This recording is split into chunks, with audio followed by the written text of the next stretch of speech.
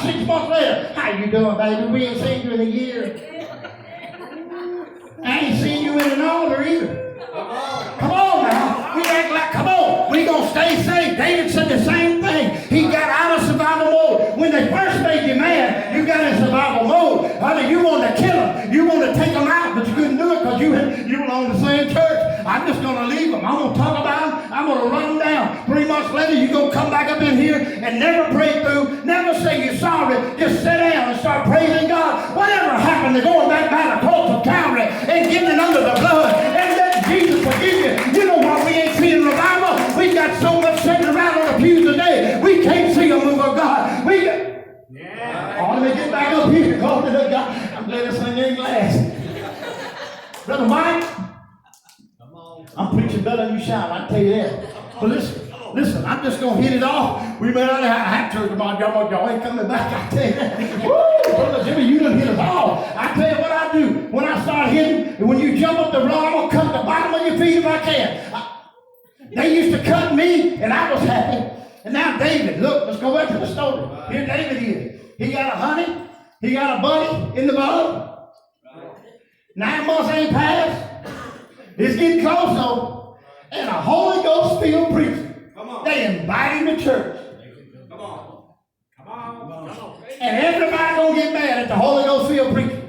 Only person in the church been fasting for 2 or 3 days. And you're gonna get mad at the man of God. Come on now. Come on. How many of y'all have passed you push your plate back and said, I'm not gonna fight. Come on, I'm gonna fast. You know why? God, you know why I'm obeying the voice of God? I'm not bragging about it. But when I come to a house of God, I am serious about my preaching. I am serious about what God does. I don't take it for granted. I'm not here to make you shout. I'm not here to make you run. I'm here to, when we leave here, you can say it was good to be in the house of God. I had some things that I didn't know about.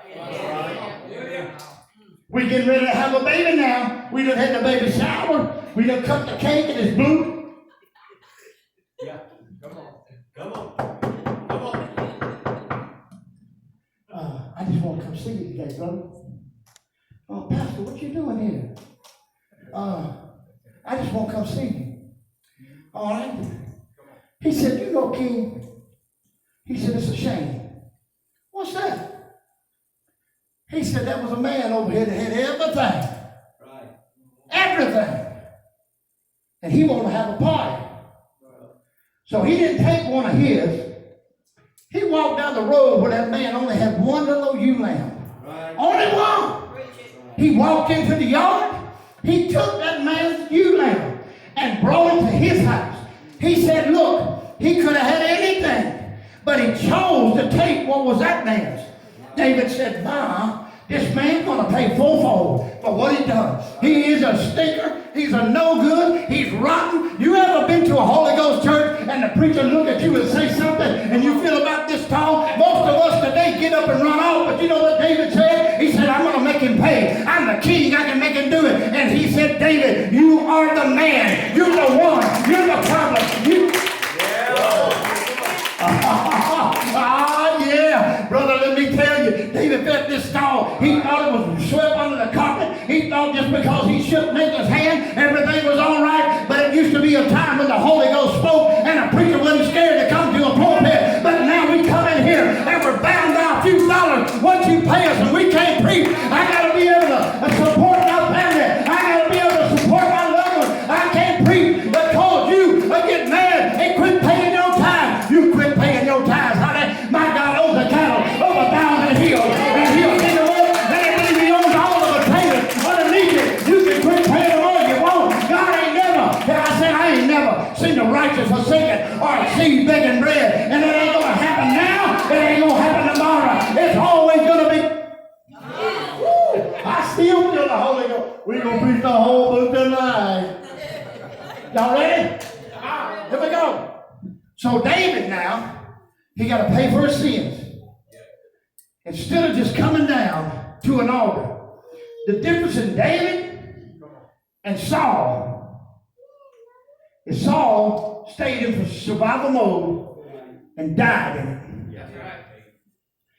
And David said, give me a pen and a piece of paper. First is what he did. He went out there and made a little circle, and he got on his face before God. And he prayed. His friends prayed with him, Brother Mike. He said, God, this is a mess. I done got us all in now. Because I'm your apple of your eye. I done got us all in a pickle here. And he's praying all night long. His friends saying, oh, Lord. Oh, the baby. He's praying for the baby to recover. His friends, he didn't know what was going on. They came out there. They whispered around the church like we do.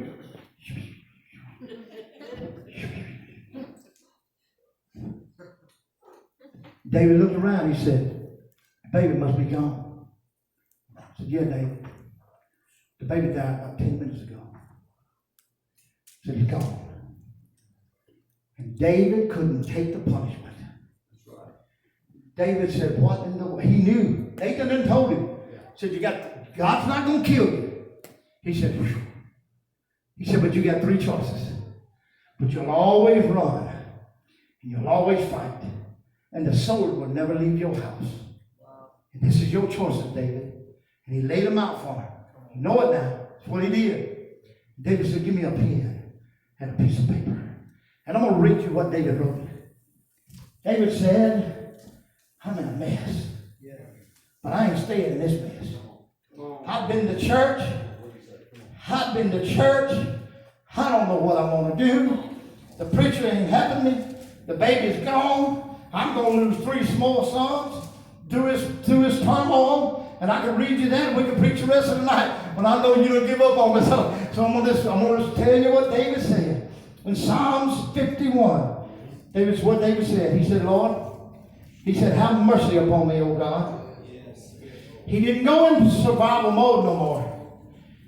He said, according to thy love kindness, according unto the multitude of thy tender mercy, blot out my transgression. Wash me thoroughly from my sins. Cleanse me from my sins, for I acknowledge my transgressions, and my sins are ever before me. And he licked his pen. They thought he was going to stop.